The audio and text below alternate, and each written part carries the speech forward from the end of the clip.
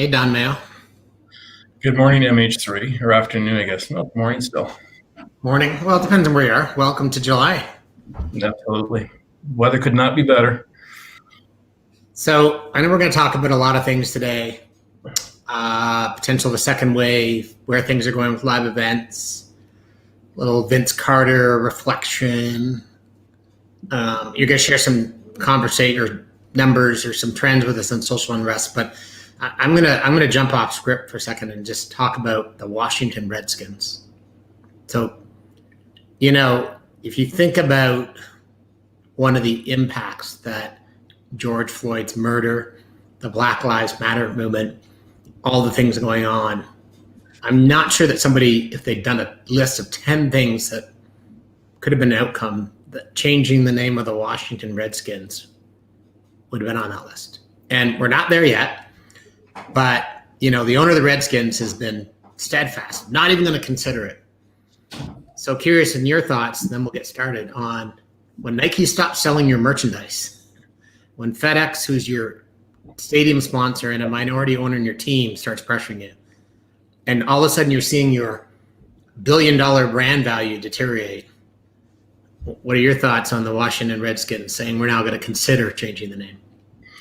Well, I think the fact that it's gotten to brands actually supporting it and getting behind it is the critical changing point. And how do they keep the pressure on to do what's right, or to change some injustices that have been around for 80 years or whatever it may be, way longer. I'm talking the Redskins. I don't know how long they've been in. You probably know, yeah, I think what's going on in the corporate world is remarkable, and it seems to actually building a bit of steam, which is fantastic, because I talked 2 weeks ago about it possibly losing steam in the consumer minds.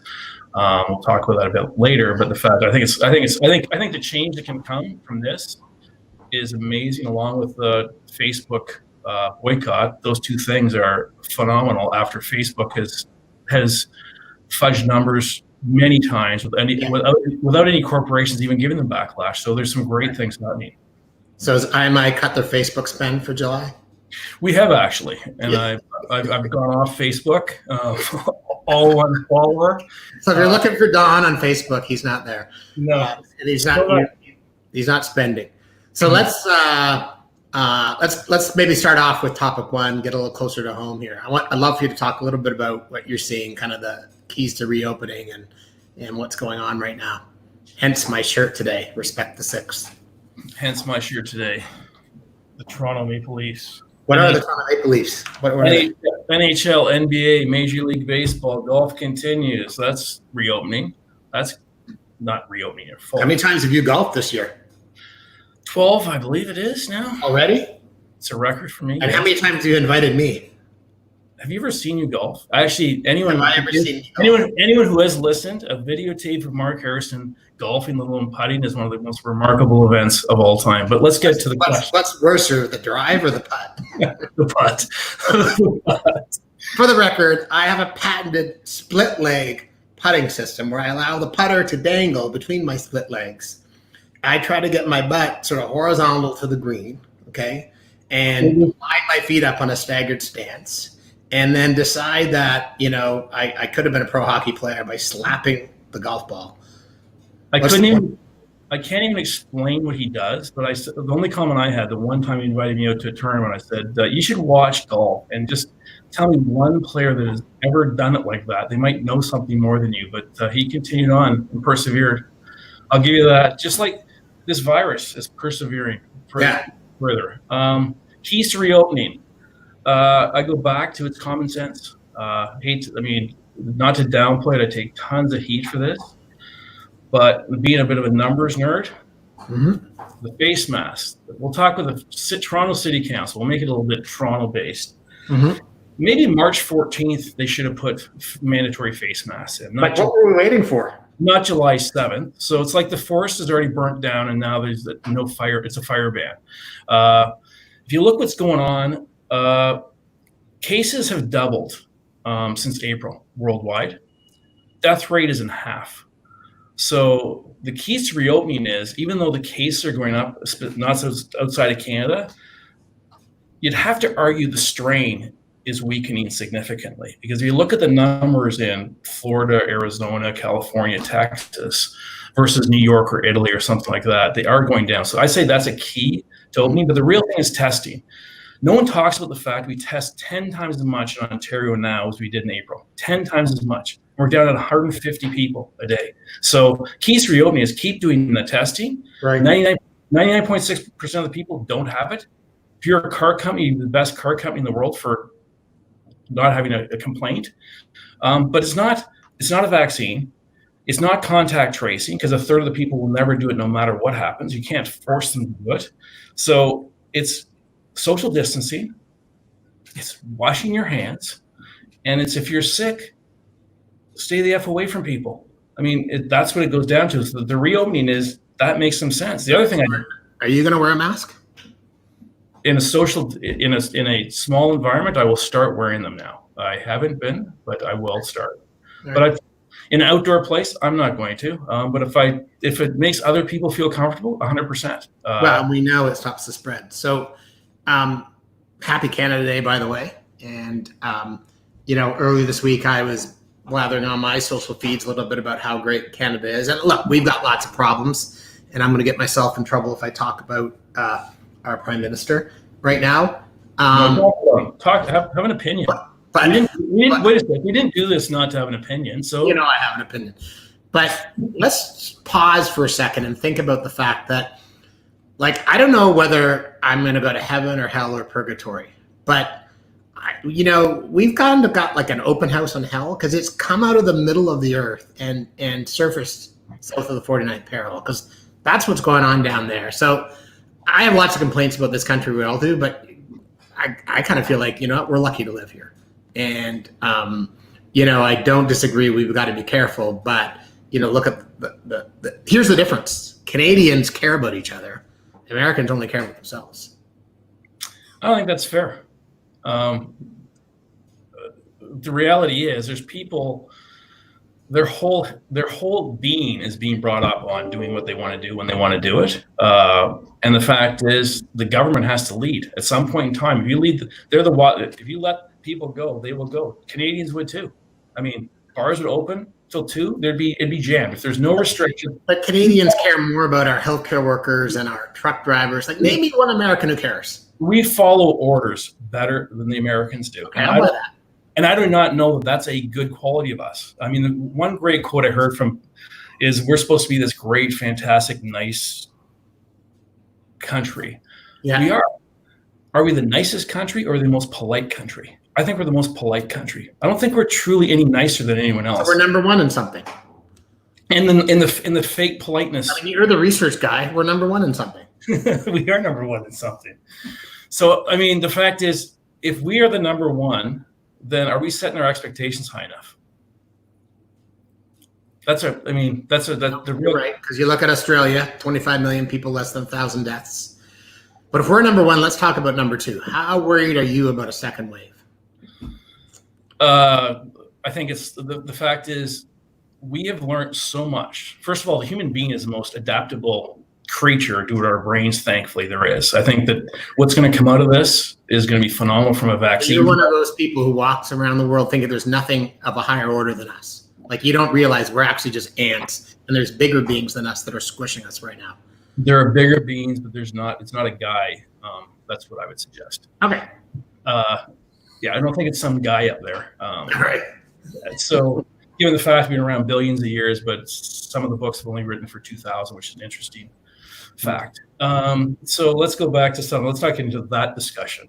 All right. Well, it's okay. I can see in that messy room you're sitting in, there's no Bible hanging out there, so that's all right. You don't have to give me your spiel. No, I actually have you been kidnapped, by the way? Where are you? What's the ransom, for God's sakes? You got a rug on the wall there that isn't even straight. Look at that. It's a beautiful rug from Turkey. You're not using this show for business development, clearly. No, I'm not. Go back and talk to me more about the second wave. So the fact is, some of the resilience is we're testing 10 times as much in Canada as we were in April. The fact is, 99% of people don't have it. In the U.S., in the worst states, it's 96% don't have it. There's the testing protocol worldwide now that you can actually make sure that if you do have symptoms, you can do it. If we go for common sense, if you're sick, stay the F home, wash your hands, use a mask, and social distancing, we're going to be fine. Yeah, there's going to be an uptick in something, but I think we'll be a healthier world for the next 100 years. I think this will be a gift to our grandkids. Sounds ridiculous, but I think if we actually take heed in some of the stuff we have, there will be things developed that will actually help the next virus that has a 40% kill rate rather than a arguably 0.5% kill rate. So second wave, it's coming, but it's not going to debilitate. I don't think it's going to debilitate. I think we're smart enough. So we're not going to have a California where they had to go back to like shutting down restaurants and bars this week. It should already be here. It only takes a 4 to 5 day gestation period or incubation period. It should be here. I'm not saying never, but I do not, given the fact the strain is lessening, our testing's up 10 times, we are polite people that follow directions well. We will social distance. We're not having bars open till 4 a.m. with raves going on like some states elsewhere. Right. So I'm for Canada, I think we're pretty optimistic. Or I'm a pretty optimistic person. I'm not a doctor. I don't know what the vaccine's doing, but I mean, I don't know. How old are your grandkids, by the way? You said the gift to your how old are they? Your grandkids? My grandkids are negative, probably negative 10 and negative 12, I'd presume. Right. Okay. Well, I hope your daughter and son are watching. All right. So I have a question for you. Where do you stand on Vince Carter? I mean, was he the guy who broke the seal for Canada on basketball, or is he a traitor? Vince Carter's retired, first player to play in 4 decades, was oldest player in the league.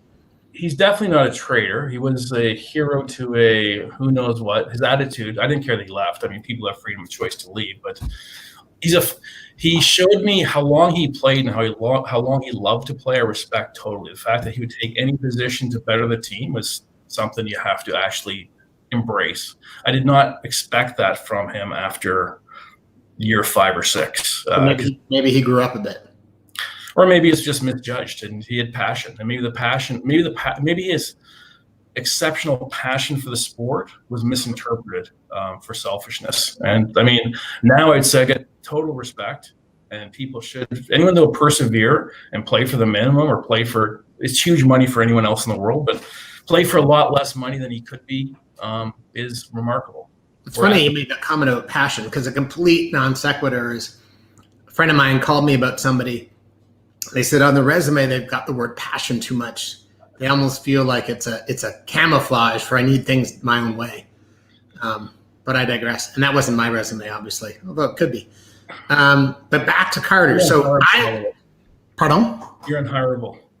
True. Don't resume. Yeah. I'm going to become a golf pro. But okay, so there's always these two sort of interpretations of people, right? There's the when he's around and he went to his grad. Like some people go, why we criticize him because he went to his grad ceremony before an important playoff game? And other people say, but he was setting an example of a guy who went and got his degree. But why is it when people get old, you, me, you forget some of the past sins? Like it's almost like it's rose-colored glasses time. But if he would have won, he would have been a star. The fact is, if that's the worst thing people have done before a big game. Well, he missed the shot. I think and Kawhi could have not had the third bounce go the right way either. Like the fact is, we're talking about missing the shot. It's just that's how fickle the consumer mind is. The reality is, people have been a lot longer than that and done a lot more interesting things than go to a graduation, which again, back to freedom of choice. I don't think it matters myself. I'm glad you brought Kawhi up. Now, remember that picture of him squatting in the corner? Yep. That's how I putt, okay? And you said nobody out there. That's how I putt, okay? So I just proved it to you. It took me less than, 15 minutes in this show. Just dangle a little aluminum between his legs, and that's me putting, okay? From now on, I'm the quiet putter. I'm going to freaking trademark that today. So we started this off talking about the Washington Redskins. And, I mean, when you say that name slowly, Redskin, there's nothing, and what, like, there's nothing positive about that name. I mean, that team started in Boston, right? Which, with all due respect, watch the radio announcers talking about Cam Newton right now and how he can't celebrate and wear his hats in Boston. Tell me that isn't frickin' racism. Just saying. But take me back to social unrest. So I know you've been tracking this for a few weeks, Canada, USA, around the world. Where are consumers right now on social unrest? So you look at it, and if you look at Black Lives Matter before, if I look at February, about 25% of the population thought it was a very important thing to support. Just to put that in perspective, cancer is about 60%. Okay. So take the opposite. 40% don't think cancer research is important to support. That's what we live in, just to set your mind straight, which is bizarre. You are the grim reaper of researchers right now. So if you look at what happened, I mean, the U.S. went up to 52% across the board. That was June 9th, I think it was, right after the first time. And now it's down in the mid to low 30s. So it's dropped. 50 million people have jumped off. And what we're going back, it's still about 10% above, higher than it was, which is remarkable. 20 to 30 is relatively 50% increase. Right. I think what brands are doing right now with the social unrest is phenomenal. I think the New York City police stopping hiring of 1,200 police officers to repurpose money is a Band-Aid. I think that's what they're just trying to stop the conversation. And the fact is, how do you actually stop the conversation? When you look at some of the things, I'll get into Black Lives Matter, when the first thing is defund the police, which anyone goes, that's insanity, to entirely defund the police. And the second thing is to support communities. And if they reverse the two messages, that might make some sense. But I listened to someone 2 days ago speak on this who was a friend of the individuals. And they go, if you only aim to change a little bit, you're not aiming high enough, because you got to go past the target or change will not be big enough. These are the founders, which makes some sense to me. So it gave me newfound respect for the defund the police. Is like, this is a big issue. Let's talk about it, keep talking about it for a long period of time. Don't just stop hiring 1,200 officers to do the same thing. Let's actually have a conversation on how to use money the best way. I wish we did this across everything. Right. But as they talked about, I mean, inequality across every single individual, and there's no one been more persecuted than Black Americans for whatever the 400 years.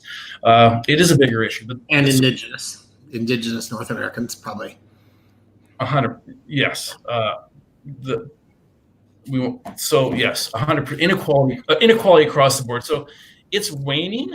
It's stabilizing. It seems to be a new normal stabilization, which is up 50 points, which is fantastic for the cause. And the brands like the Facebook, the big five banks boycotting Facebook. I mean, if we can continue that, I think you can win over a lot more consumers by keeping it in the mindset and maybe. Well, that's what makes me encouraged and gets me excited. Is as much as the consumer numbers have softened a bit, it feels that from a corporate level. And I don't totally agree with you that that what the New York NYPD did is a Band-Aid. It's a step. I certainly love them painting Black Lives Matter outside of Trump's window. And that's amazing. And then the next thing is the election, and I keep ranting about this. So one of the things I loved that happened, I guess it was about a week or so ago, is, all the NBA players are really conflicted, right? Do we go to Orlando to the tournament and compete, which I think the vast majority will? Yes, I think three started from the Brooklyn Nets haven't. There's been a lot of questioning of how can we help? What can we do? Should we be playing basketball? I don't know if you saw how State Farm Arena, where the Hawks play, they're going to turn it into the biggest polling station in the state of Georgia. And 680,000 square feet, safe distance, free parking. Because one of the realities of this election coming up in the United States is the inability for people to vote whose signatures might not match exactly what they signed on a driver's license 20 years ago. I mean, let's just call it. The Republicans like to rig the voting so Black people can't vote.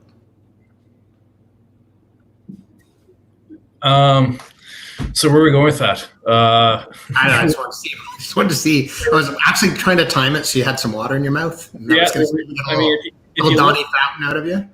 If you look at what's going on, and again, I like to focus on where I live more than espouse opinions where I don't impact. We have to respect, first of all, 60 million people voted for Mr. Trump. I'm not saying I'm with it, but the fact is, I don't respect any one of them, but you can. 60. You have to respect your right to have an opinion. Sure. Is it ill-informed? The reality is, things like that are fantastic, because if you look from, and I don't know this for a fact, but I've read enough about it. I think the difference between Obama and Hillary Clinton was 8 million African Americans did not vote. So the more you allow underprivileged, disadvantaged people access to voting, the more representative the vote's going to be. I mean, that's 101 of, so whatever they're doing to get as many people to vote as possible is fantastic. And again, okay, we'll switch up the topic here because you're getting a little blush going here on your neck, and I can tell you're squirming over there. So let's talk about live events. You've got your Maple Leaf shirt on today. I do. Put on a Raptor shirt tomorrow, Blue Jay shirt. How old are you? 15 when you got that shirt? The logo is a little faded. Pittsburgh Steelers shirt the next day. Attaboy. So talk to me about live events, consumers, what's happening next. As we've talked about in the past, people are salivating like I've never seen before. The past 30 years I've been doing this, I haven't seen this. Anything live, they go at. Like, I mean, when you get golf, I love to golf, but the fact is only 10% actually really give a shit about it. When you set records for the— You like to watch golf? Oh, yeah, of course. I'm one of those. Yeah, I do. You like to watch me golf? Yeah. No. Okay. But so you look at live events, I mean, NASCAR numbers, good. NHL, NBA, Major League Baseball will be off the charts to give people some action. The reality is, let's just hope that, and it's easy to say, that those three groups follows social distancing, follows the protocols, because the chance of one of those seasons being wiped out could be pretty dramatic. I mean, I think 25 NBA players tested positive. In total. And I worry about some of the, with all due respect to age and fitness, some of the coaches and trainers and ancillary staff that are around these guys. Not that young people can't die of COVID. We know they can, but if you look at what's going on, I mean, you look at the EPL, and I don't know if you watched any of the games. I watched the Man U game with the fan noise piped in because I thought it was going to be horrible. But they got the actual Man U chants going on. What they've done with the stands, with the actual advertising for broadcast, is fantastic. I mean, the brand impact should be much greater. So I'm super optimistic. But stats, man, I'm going to pull one out that I did not share with you in our pre-con, the one you missed yesterday. In the Bundesliga, home team winning percentage is down from 43% to 33%. And the sports media over there is saying that the lack of intensity and home field support and referee intimidation has a big part to do with it. What do you think of those stats, man? Well, I'm sure it probably does, but the fact is, I'm talking about the consumer. The consumer loves this shit. They don't care. I don't disagree. I want live. We all want live. So you look at live events. You look at Walmart just announcing they're turning parking lots into drive-in movie theaters. Awesome. There's going to be some weird innovations, but we tried to go to one on Saturday at Yorkdale to support Baycrest. Unfortunately, it got rained out, but it was pretty cool. Like, when was the last time you were at a drive-in? That's been a long 30 years, more, something like that. But anyway, I mean, live events, if we can get through this, I think people, even in August, watching hockey in August or basketball in August, I think baseball will be great at 60 games. It'll be a flash. I think it's a real opportunity for some of these sports to have miraculous gains. Unlike esports, which has not had miraculous gains, which everyone claims should have, playing of video games has gone up tremendously. Right. Why do people play video games? I feel like the esports industry is on a freaking propaganda roll right now. They've got articles in the Globe and McLean's and everything. Boom, boom, boom, boom, boom. But they're laying off people. Prize money's down. I mean, come on. It blows my mind. The fact is, I think the NBA, if they can pull it together and actually play, will be breakthrough globally. I think what they're going to be able to do globally will be astronomical because there's pent-up demand we've never seen before. So before we move on, if I've got this right, Toronto and Edmonton are the hubs for NHL hockey. By the way, Jerry Frappier's out there listening, who criticized my LinkedIn post 2 months ago saying to consolidate hockey. Feel free to send me a little, apology, text, email, whatever, French, English, I don't care, bilingual. Whoa, ranting. I'm going to run out of time. But if the Toronto Maple Leafs make it to the Stanley Cup, which I understand is going to be at Edmonton, would you go? If you're allowed to? Yeah. Cool. All right, real quick. We got about 4 minutes left. I'm going to fly through this one. Our offices are really close together. I don't know if you noticed on Staples, they have this really cool contest recently, the Big Picture Mural Contest, young children doing beautiful murals. My quick plug, I have nothing to do with this. It's cool if you're on Yonge Street in Toronto or anywhere. I'll send you a picture. We need more public statements and art that bring hope and excitement back to our cities. I think every community in the world should turn into a canvas. Let's allow graffiti. Let's allow any building to be painted on. We need messages of hope. And since we're all in our personal PPE, also known as our cars, it's a great time for it. But let's move on. No, you were talking about. But let's go back. That's great. Like if you look at the Black Lives Matter going down to the White House, I mean, it's all over. It's phenomenal. Yeah. I agree. I couldn't agree with you more. If we could turn the whole world into a canvas. Let's make it beautiful. Brand actions. Do you have any others? You were talking before about the impact of these brands on things. They continue. I mean, MX Shop Local, which is done for a long time. I think that's one of the things, along with that Murrock, the Shop Local, CIBC doing local restaurants. Local people want it. Give them a reason. Give them a reason to open and support local. Because, I mean, Giancarlo's not reopening, which anyone listening outside of Toronto would not know. It's been around for 30 years. It's and packed every day. Like the amount of business that's going to be lost locally is going to be devastating. So I like to call that one out. The Molson Make It Canadian 24 pack, where depending which province you're in, they'll put 24 Canadian beers in, because the number one selling beer in Canada is not from Canada. Interesting. Is it enough? Probably not. Is it clever? Yes. Will it be sustainable? No. I thought it was very clever, and I have nothing. I don't have a brewery client, so I can say this, and maybe I'll never get one. But they had some 20 competitors they reached out to. So Labatt, why make the plunge? Why not go in? What does Labatt have to lose? They wouldn't put. I think it was Alexander Keith, which to me is a pretty darn Canadian beer. Why wouldn't they put it in that pack? Probably because they don't want them to try the other brands, because there's very little drinker. But Molson's invited Labatt's, and Labatt said no. No, that's what I'm saying, because they don't need to. They don't need to. Why would they bother? But I'm finding, and I'm sure you as well, the interesting about COVID is you're seeing relationships, partnerships, alliances between enemies. This was a great opportunity.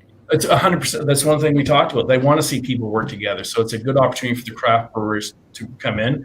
And I just go and say, try my beer. It's better. It's not going to hurt. It's going to create, it's going to promote the industry or the consumption of beer, which has been declining for a while. So the reality is, why not? But they have not, I mean, it was a play on Molson. They're not going to help them out. I don't sign checks for either. The fact is, I have no idea, but that'd be my guess. So I'm going to take the last 30 seconds of our chat and make a little plug for a buddy of mine down in Rexton, New Brunswick, Sawyer Hene. If you were at Sponsored Bucks Toronto last year, you saw him speak. He has a cool clothing brand called Country Liberty. He's opened up by the river there a really cool little village called Liberty Village. Don't confuse it with what's in Toronto. Cabins. It's kind of a cabin resort, very inspiring, by the river. Check it out. Country Liberty is his brand. Liberty Village is his new brand. Shout out to my buddy Sawyer. Don, thanks. Happy 4th of July, you and your 60 million Trump voting research friends. Have a good week. Bye. Thanks.